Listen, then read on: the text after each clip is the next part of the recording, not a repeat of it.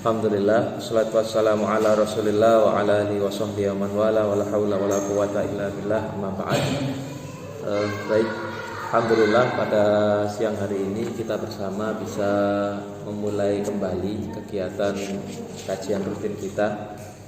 Insyaallah pada pertemuan siang hari ini kita akan melanjutkan pembahasan mengenai fikih wudu ya. Yang saya catat terakhir kita sampai di bab mengenai hal-hal yang membatalkan wudu ya. Kita sampai di pembahasan yang pembahasan nomor 3 ya. Kalau tidak salah kita sampai ke pembahasan nomor 3, yaitu memakan daging unta. Kita akan melanjutkan nomor 4 sudah ya. Ingat halaman 89 ya. Sekarang kita sampai halaman 89 tentang pembatal wudu yang diperselisihkan oleh para ulama. Baik, di pertemuan sebelumnya sudah kita bahas bahwasannya pembatal wudu itu ada beberapa hal ya. Ada beberapa hal yang bisa membatalkan wudu seseorang. Ada pembatal wudu yang disepakati oleh para ulama bahwasannya itu termasuk kategori membatalkan wudu, dan ada juga pembatal wudu yang diperselisihkan ya. Di antara yang disepakati oleh para ulama mengenai pembatal wudu yang disepakati ya, sebagaimana yang ada di slide ini. Yang pertama dulu sudah kita bahas adalah hilangnya akal ya. Baik hilangnya akal itu karena faktor gila atau tidur yang sampai nyenyak ya, tidur yang nyenyak dan tangka tidak menempel lantai, kemudian disebabkan mabuk atau pengaruh obat terlarang, juga karena pingsan. Disepakati para ulama membatalkan wudu. Kemudian juga keluarnya sesuatu ya dari dua jalan, yaitu qabul dan dubur. Ini juga disepakati para ulama. Dan yang terakhir keluarnya madhi, wadi dan mani. Ini juga disepakati para ulama bahwa hal ini bisa membatalkan wudu. Nah, kemudian ada pembatal wudu yang diperselisihkan. Nah, ini yang di pertemuan terakhir kita bahas. Yang pertama yaitu menyentuh kemaluan. Kemudian yang kedua adalah menyentuh perempuan asing ya. Dan dimaksud perempuan asing ini adalah perempuan yang tidak atau perempuan yang bukan mahram ya, tanpa penghalang. Ini juga diperselisihkan oleh para ulama. Yang nomor 2 kemarin kita bahas. Kemudian yang ketiga adalah aklu lahmil ibil, yaitu memakan daging unta. Nah, kita akan lanjutkan ke pembatal wudu yang keempat yang diperselisihkan para ulama, yaitu hamlul mayyit aw ghusluhu. Dalil yang sudah dinasakh, artinya hukumnya sudah direvisi, hukumnya sudah dihapus ya. Bagaimana diriwayatkan oleh Imam Al-Baihaqi, laisa alaikum fi ghusli mayyitikum, tidak ada kewajiban bagi kalian fi ghusli mayyitikum, ketika kalian memandikan mayat-mayat kalian atau mayat-mayat saudara kalian, ghuslun ya, kewajiban mandi. Jadi tidak ada kewajiban mandi idza ghassaltumuhu, ketika kalian memandikannya. Inna mautakum yamutu tahiran, karena inna maitakum ya, mayat-mayat muslim itu ketika mati tahiran, dalam keadaan suci, walaisa binajisin, dan tidak dalam keadaan najis. Fahasbukum antaghsilu aydiyakum, maka cukup bagi kalian hanya membasuh kedua atau membasuh tangan-tangan. Jadi hadis ini menjelaskan bahwasannya tidak wajib wudu atau mandi ketika memandikan mayit, hanya wajib mencuci tangan saja. Nah, tetapi beliau menyebutkan juga di sini walakin dha'afahul Baihaqi, tetapi Imam Al-Baihaqi berpendapat bahwasannya hadis ini dhaif ya. Wa qala al-Bukhari fal haditsu hasanun. Dan Imam Al-Bukhari berkata hadisnya derajatnya hasan. Summa qol, kemudian Imam Bukhari mengatakan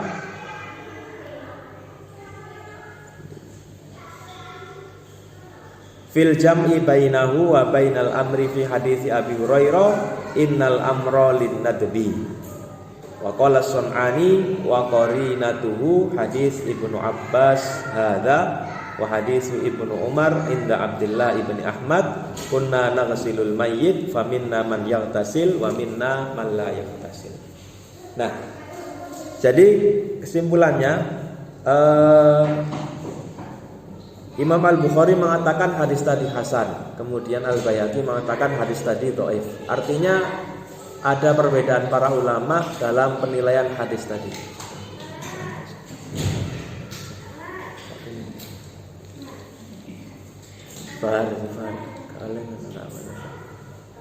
Jadi ada perbedaan para ulama mengenai derajat hadis tadi ya. Intinya ada dua dalil yang menjelaskan bahwa pertama Rasulullah memerintahkan orang yang memandikan mayat untuk mandi dan orang yang membawa mayat itu untuk berwudu. Tapi di hadis yang lain disebutkan bahwasannya Rasulullah mengatakan bahwa tidak ada kewajiban ya bagi orang yang memandikan mayat itu untuk mandi ya. Cukup mencuci tangan, alasannya karena mayat itu tidak najis ya. Mayat itu suci, jadi cukup hanya mencuci tangan saja. Nah, maka menurut mayoritas ulama menggabungkan dua dalil ini, yang pertama memerintahkan tapi yang kedua kok tidak mewajibkan, menyimpulkan bahwa perintah di hadis pertama adalah perintah yang fungsinya untuk sunnah ya, sesuatu yang sunnah, dianjurkan tetapi tidak wajib ya. Jadi kesimpulannya seperti itu ya. Meskipun saya nggak tahu di sini apa ada yang punya pengalaman memandikan mayat atau tidak. Ada yang pernah memandikan mayat? Ya tentu mayat manusia ya, bukan mayat ayam. Kalau mayat ayam saya yakin tiap hari ibu mandikan, dicuci dulu ya sebelum dimasak. Tapi mayat manusia ya maksudnya ya. Jadi memandikan mayat atau membawa. Nah ini yang diperselisihkan oleh para ulama. Jadi menurut mayoritas ulama hukumnya sunnah, tapi menurut mazhab Hambali hukumnya wajib. Baik, itu yang keempat ya. Kemudian pembatal yang kelima adalah ragu-ragu dengan wudu. Nah gambarannya ada orang yang berwudu, kemudian dia ragu-ragu ya. Dia ragu-ragu apakah wudunya batal atau tidak. Nah, apakah itu kemudian secara otomatis wudunya batal? Beliau membahas di sini asyakku fil wudu, ragu-ragu dalam wudu. La yantaqidul wudu'u indal jumhur idza syakkal mutawaddi'u hal ahdatsa am la. La yantaqidul wudu, tidak batal wudunya menurut mayoritas ulama idza syakkal mutawaddi', jika orang yang berwudu itu ragu-ragu hal ahdatsa am la, apakah dia berhadas atau tidak. Lima rawahul jamaah ila Tirmidzi an Abdullah bin Zaid, sebagaimana diriwayatkan oleh al-jamaah kecuali Imam At-Tirmidzi dari Abdullah bin Zaid, dia berkata syukiya ilan Nabi sallallahu alaihi wasallam ar-rajulu yukhayyalu ilaihi annahu yajidu syai'a fis salati faqala la yansarif hatta yasma'a sautan au yajida rihan. Ada yang mengadukan pada Nabi Shallallahu Alaihi Wasallam bahwasanya ada seorang laki-laki yang yukhayyalu ilaihi. Yukhayyalu itu apa? Seakan-akan ya, seakan-akan dia menghayalkan bahwasanya dia ketika sholat itu keluar sesuatu ya. Jadi hanya perasaannya saja ya. Ketika sholat kok ada sesuatu yang keluar. Faqal, maka Rasulullah berkata, la yansharif hatta yasma'a sautan aw yajida rihan. Jangan beranjak, artinya jangan batalkan sholatnya sampai dia mendengar sesuatu atau dia mencium sesuatu. Nah, ini isyarat ya. Jadi indikator bahwasanya mendengar itu berarti ada suara. Mungkin ini yang dimaksud adalah suara kentut ya. Jadi Karena kan itu kan ada dua macam ya. Ada yang suaranya sangat keras ya, tapi tidak ada baunya. Tapi ada juga yang tidak ada suaranya, kecil sekali tapi baunya sangat luar biasa. Nah, selama tidak ada dua indikator tadi, mendengar suara atau mencium bau, maka tidak boleh membatalkan sholat karena ragu-ragu gitu ya. Jadi selama dua hal ini tidak ada indikatornya, maka tetap wudunya dihukumi sah ya. Jadi ketika ragu-ragu apakah wudunya batal atau tidak. Nah, itu menurut mayoritas ulama. Tapi menurut mazhab Maliki, wa yantaqidul wudhu indal malikiyati bisyakki fil wudhu. Batal wudunya menurut mazhab Maliki ketika ada orang yang ragu-ragu terhadap wudunya, apakah wudunya batal atau tidak. Apa alasannya? Li'anna dhimmata 'amiratun fala tabra'u illa bil yaqini. Karena tanggungan itu ya, tanggungan dalam artian kewajiban untuk berwudu itu amiratun fala tabra'u illa bil yaqin ya. Sesuatu tanggungan kewajiban berwudu itu fungsinya atau sifatnya sesuatu yang datang belakangan atau sesuatu yang hukum asalnya itu tidak punya tanggungan ya. Atau hukum asal seseorang dalam perintah Allah baik sholat, wudu dan lainnya itu dia terbebas dari tanggungan. Makanya ketika ragu-ragu itu dianggap tidak ada tanggungan tersebut ya.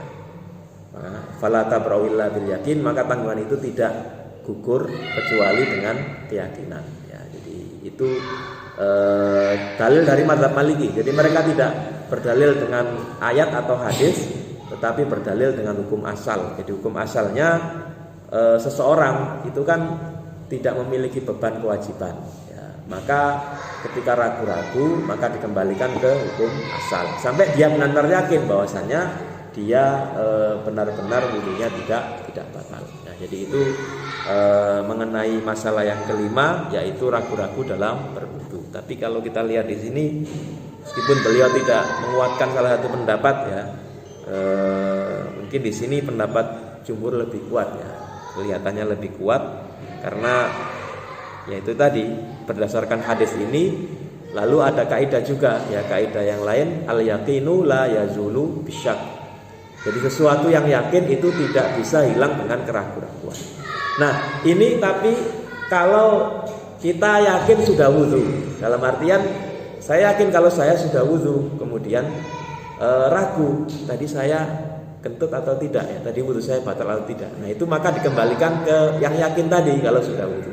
Berbeda kasusnya kalau misalnya kita lupa ya, mungkin habis mandi ya, habis mandi, kemudian biasanya kita punya kebiasaan setelah mandi bersih itu sebelum pakai handuk, sebelum ganti baju itu wudu dulu ya. Tapi lupa ya, ragu-ragu tadi saya sudah wudu atau belum. Nah, kalau kasusnya seperti ini berarti tidak memakai kaidah ya. Kaidahnya sama, tapi berarti kalau kasusnya ragu-ragu seperti ini tadi sudah wudu atau belum, berarti dikembalikan ke hukum asal. Hukum asalnya adalah belum berwudu. Beda dengan kasus yang pertama. Kalau pertama kan yakin sudah wudu, nah tapi ragu-ragu apakah wudunya batal atau tidak, maka dikembalikan ke hukum yang yakin, yaitu dia wudunya tidak batal. Sedangkan yang kedua tadi dia ragu-ragu apakah sudah wudu atau belum. Nah, kalau ragu-ragu berarti dikembalikan ke hukum asal ya, hukum asalnya kan dia tidak wudu, berarti dia wudunya tidak sah, atau ketika akan sholat maka dia wajib wudu. Baik, saya rasa jelas ya untuk yang keenam. Yang kelima, kemudian yang keenam, al-qahqahatu fis shalah. Al-qahqaha itu artinya tertawa terbahak-bahak ya. Nggak tahu sebab tertawanya kenapa kok di dalam sholat tertawa terbahak-bahak. Nah, ini sekali lagi menurut mayoritas ulama, beliau mengatakan la tangkudul wudu indal jumhur, au la tungkidul wudu indal jumhur, walau bisautin murtafi'in, li'annaha la tujibul wudu'a kharijas sholati fala tujibuhu dakhilaha kal itashi was-su'al. Menurut mayoritas ulama, orang yang tertawa terbahak-bahak itu la tungkidul wudu'a, tidak bisa membatalkan wudunya. Walau bisautin murtafi, meskipun dengan suara yang sangat keras, sampai terdengar seluruh jamaah misalnya. Kenapa? Li'annaha la tujibul wudu'a kharijas shalah, karena tertawa terbahak-bahak itu tidak membatalkan wudu ketika di luar sholat. Jadi ada orang setelah wudu kemudian guyon dengan temannya lalu dia tertawa terbahak-bahak, itu tidak membatalkan wudu. Fala tujibu dakhilaha, maka tentu saja karena di luar sholat tidak membatalkan wudu, maka ketika sholat juga wudunya tidak batal. Ya sholatnya batal iya, tapi dia tidak wajib wudu lagi. Ya, dia hanya wajib mengulangi sholatnya kembali. Kal itosi was-su'al, sebagaimana orang yang bersin, was-su'al, dan orang yang batuk. Ya, jadi dihukumi sama dengan orang yang batuk atau orang yang bersin, ya, tidak membatalkan wudunya. Nah, ini pendapat pertama menurut mayoritas ulama. Wayantakidul wudu'a aw wayantakidul wudu'u biha indal hanafiyati zajron wa uqubatan lil musalli. Tetapi menurut mazhab Hanafi, orang yang tertawa terbahak-bahak di dalam sholat itu wudunya batal. Kenapa? Zajron wa uqubatan, sebagai bentuk zajer. Zajer itu sebagai bentuk pemberian efek jerah. Wa uqubatan, wa uqubatan, dan sebagai hukuman lil musalli, untuk orang yang sholat. Zajer, enggak boleh gitu, enggak boleh. Nun, yang sopan lewat. Zajron wa uqubatan lil musalli, pemberian efek jerah dan hukuman bagi orang yang sholat. Kenapa? Limunafatiha munajatallah ta'ala, karena orang tersebut melanggar salah satu hal, ya, yang menjadi esensi dari sholat, yaitu munajat kepada Allah Subhanahu wa ta'ala. Jadi momen sholat atau ibadah sholat itu adalah ibadah yang di situ merupakan momen untuk bermunajat, ya, untuk berdoa kepada Allah, untuk memohon kepada Allah, untuk berkomunikasi kepada Allah. Tetapi orang ini telah melanggar larangan itu, ya. Maksudnya ini sebagai hukuman bagi dia yang telah menodai, ya, kesucian ibadah sholat. Ya, aneh saja ada orang sholat tiba-tiba tertawa terbahak-bahak, ya. Ya kalau yang seperti itu anak kecil masih wajar, ya. Tapi kalau yang seperti itu orang dewasa, ini kan dipertanyakan, ya. Pertanyakan apakah orang ini masih baik-baik saja atau tidak. Di tengah-tengah sholat tiba-tiba tertawa terbahak. Kemudian mazhab Hanafi juga berdalil dengan hadis, ya. Beliau menyebutkan di sini wali hadithi ala man dhahika minkum qahqahatan falyu'idis shalah wal wudhu'a jami'an. Ala, wahai, ya, man dhahika minkum qahqaha, siapa saja yang dhahika minkum qahqahatan, yang tertawa. Qahqaha itu artinya tertawa yang keras, ya, terbahak-bahak. Falyu'idis shalah wal wudhu'a jami'an, maka ulangilah kembali sholatnya, wal wudhu, dan ulangilah kembali wudhunya jami'an, semuanya. Jadi sholat dan wudhunya sekaligus disuruh mengulangi. Ya, isi hadisnya sangat jelas. Tetapi beliau menyebutkan di sini nomor 1, ya, di footnote, haditsun dhaifun ka ghairihi minal ahaditsul ukhra al-warida fil maudhu. Hadis ini derajatnya dhaif, sebagaimana hadis-hadis yang lain, ya, yang diriwayatkan dalam tema ini, ya, bahwasanya hukumnya dhaif mengenai batalnya wudu orang yang tertawa terbahak-bahak. Nah, jadi ini beberapa hal yang dibahas oleh para ulama mengenai hal-hal yang bisa membatalkan wudu, yang diperselisihkan, ya, hukumnya. Yang pertama tadi adalah membawa mayit atau memandikan mayit, kemudian ragu-ragu terhadap wudunya, dan yang terakhir adalah tertawa terbahak-bahak ketika waktu sholat. Ya, kesimpulannya tiga hal ini menurut mayoritas ulama hukumnya tidak bisa membatalkan wudu ya. Sedangkan menurut mazhab yang lain dan berbeda-beda ya. Kalau yang keempat tadi menurut mazhab Hambali wudunya batal, kemudian yang kelima tadi menurut mazhab Maliki hukumnya batal, dan yang terakhir menurut mazhab Hanafi hukumnya batal. Baik, para ustadzah sekalian, kita lanjutkan ya sedikit masuk ke pembahasan berikutnya. Kondisi yang diwajibkan berwudu ya.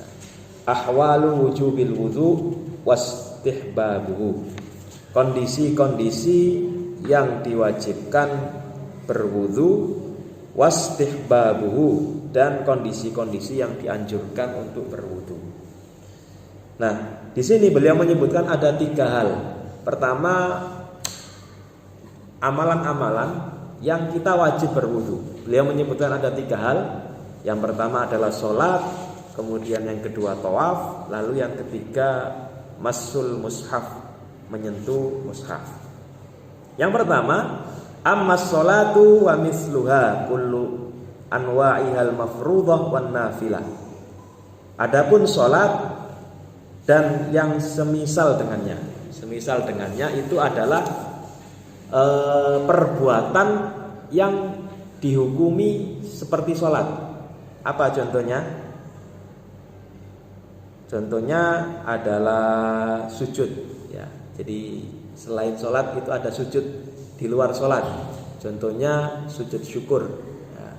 Sujud syukur. Jadi ketika kita mendapatkan sesuatu yang diinginkan ya, atau baru saja mendapatkan rezeki atau hal-hal yang patut disyukuri, itu kan dianjurkan sujud syukur. Nah, kemudian ada juga sujud tilawah. Sujud tilawah itu sujud apa? Ya, ketika mendengar ayat-ayat sajdah ya, seperti contohnya akhir surat Al-Alaq ya, wasjud waqtarib. Nah, itu kan dianjurkan untuk bersujud. Kemudian sujud sahwi juga seperti itu ya. Kalau sujud sahwi itu kan sujud yang ada hubungannya dengan sholat ya. Nah, beliau menyebutkan sholat, kemudian hal-hal lain yang dihukumi seperti sholat, kullu anwa'ihal mafruḍah wan nafilah. Kullu anwa'iha, dan setiap atau semua jenisnya ya, semua jenis sholat, baik sholat yang mafruḍah, sholat yang wajib, au an-nafilah, atau sholat yang sunnah. Kasolatil janazah wal istisqa wal khusuf wal khusuf, seperti sholat jenazah, sholat istisqa ya, sholat minta hujan, kemudian khusuf, sholat gerhana matahari, wal khusuf, sholat gerhana rembulan. Walikulli sajadat ya, setiap sujud. Wa minha sajdatus syukri, wa minha sajdatus syukri wa sajdatil tilawah wa sajdat as-sahwi, yaitu sujud syukur, sujud tilawah, dan sujud sahwi. Ini berdasarkan dalilnya cukup jelas ya. Ini tidak ada perbedaan. Dalilnya berdasarkan firman Allah di surah Al-Maidah, ya ayyuhalladzina amanu idza qumtum ilas sholati faghsilu wujuhakum. Kemudian sabda Rasulullah, la yaqbalullahu sholatan bighairi tuhurin wala shadaqatan min ghulul. Allah tidak menerima ya, Allah tidak menerima sholat, Allah tidak menerima sholat orang yang tanpa suci, orang yang tidak suci ya. La yaqbalullaha sholatan, lakukan tidak mendapatkan pahala. Itu sholat ya. Kemudian yang kedua, wa amma tawaf haulal Ka'bah fardhan kana aw sunnah. Yang kedua tawaf. Tawaf di sekeliling Ka'bah, baik tawafnya itu tawaf fardu ya, tawaf yang wajib ketika ibadah haji, itu ada namanya tawaf ifadah, itu tawaf yang masuk rukun haji, au sunnah, atau tawaf yang sifatnya sunnah. Jadi tawaf sunnah itu tawaf yang dilakukan seseorang seperti sholat sunnah ya. Dia tidak termasuk rukun haji, juga tidak masuk rukun umroh. Jadi ada orang ke Masjidil Haram, kemudian dia ingin tawaf ya, tawaf saja. Tawaf apa? Tawaf sunnah. Nah itu yang disebut tawaf sunnah ya. Seperti kita sholat, ada sholat sunnah, ada sholat fardu. Fayajibu lahul wudu indal jumhur, menurut mayoritas ulama tawaf itu wajib berwudu berdasarkan hadis at-tawafu bil baiti sholatun illa annallaha qad ahalla fihi nutqu au ahalla fihi nutqa faman nataqa fihi fala yantiqu illa bi khair. Tawaf bil bait di Baitullah itu sama dengan sholat, ya, sama dengan sholat. Illa annallaha qad ahalla fihi an-nutqa, kecuali Allah Subhanahu wa taala menghalalkan pada tawaf itu an-nutq, berkata, ya, atau berbicara. Faman nataqa fihi fala yantiqu illa bi khair, maka orang yang berbicara ketika tawaf itu janganlah berbicara kecuali sesuatu yang baik. Hanya saja ada yang berbeda pendapat menurut mazhab Hanafi, wa dzhabal Hanafiyya ila tasghihit tawafi haulal Ka'bah li'annahu laisa bisolatin. Menurut mazhab Hanafi, tawaf itu tidak sah, ya, atau tawaf itu tetap sah hukumnya meskipun tanpa wudu, karena tawaf menurut mazhab Hanafi itu bukan sholat, ya, tapi yang kita pakai, ya, yang sering dipakai terutama masyarakat Indonesia, ya, qaul yang pertama, ya, qaul jumhur, bahwasanya sholat dan tawaf itu hukumnya sama, ya. Meskipun tidak ada dalil yang jelas, ya. Hadis yang disebutkan di sini itu kan at-tawafu bil baiti sholatun, tawaf itu sholat. Nah, maka dari sini para ulama mengkiaskan bahwasanya kalau sholat itu wajib toharo, maka tawaf juga wajib toharo. Ya, tapi menurut mazhab Hanafi tidak wajib. Ya. Baik, kemudian yang terakhir, la yamassuhu illa al-mutahharun. Nah, menyentuh mushaf. Nah, kalau menyentuh mushaf ini juga ada perbedaan pendapat, ya. Tapi beliau di sini tidak menyebutkan, beliau hanya menyebutkan pendapat mayoritas ulama, karena memang untuk hukum menyentuh mushaf ini yang wajib berwudu itu hampir semua, ya, atau 4 mazhab itu semuanya berpendapat hukumnya wajib. Beliau mengatakan walau ayatan maktubah ala warikin au haidin au nufudin liqaulihi ta'ala la yamassuhu illal mutahharun. Ya. Meskipun berupa ayat yang tertulis ala warok, ya, warok itu kertas, laisa warik, au haid au nuqud, atau di tembok, au nuqud, atau di uang, ya, di uang kertas. Liqauli ta'ala la yamassuhu illal mutahharun. Wal ayatu wa in waradat fi sya'nil malaika fayutlabu tasyabbuhu bihim. Nah, beliau menjelaskan ayat ini, meskipun ayat ini berbicara mengenai malaikat, ya, al-mutahharun di situ menurut penafsiran beberapa ulama itu merupakan malaikat. Jadi yang menyentuh Al-Qur'an tidak boleh menyentuh Al-Qur'an kecuali yang disucikan, ya, al-mutahharun itu adalah malaikat. Fayutlabu tasyabbuhu bihim, tetapi wajib untuk menyerupai mereka. Jadi meskipun itu malaikat tapi hukumnya juga berlaku bagi manusia. Wali hadis sebagaimana disebutkan dalam suatu hadis, la yamassul qur'ana illa tahirun. Ya, tidak boleh menyentuh Al-Qur'an kecuali tahir, orang yang suci. Wa rawa Malikun mursalan Abdullah bin Abi Bakar inna fil kitabil ladzi katabahu Rasulullah sallallahu alaihi wasallam li Umar ibni Hazm alla yamassul qur'ana illa tahirun. Nah, ini juga ada hadis yang mursal, ya, mursal itu artinya diriwayatkan secara mursal dari Abdullah bin Abu Bakar. Jadi Imam Malik, mursal itu berarti ada perawi yang tidak disebutkan, ya. Jadi Imam Malik itu tidak pernah bertemu dengan Abdullah bin Abu Bakar, tapi langsung mengatakan, Abdullah bin Abu Bakar mengatakan seperti itu. Inna fil kitabil ladzi katabahu Rasulullah sallallahu alaihi wasallam li Umar bin Hazm. Rasulullah pernah menulis surat kepada Umar bin Hazm. Isi suratnya adalah annahu alla yamassul Qur'an illa tahirun. Janganlah menyentuh Al-Qur'an kecuali orang-orang yang suci. Ya. Bahkan Imam Ibnu Abdul Bar menyebutkan bahwasannya hukumnya mutawatir, ya. Bar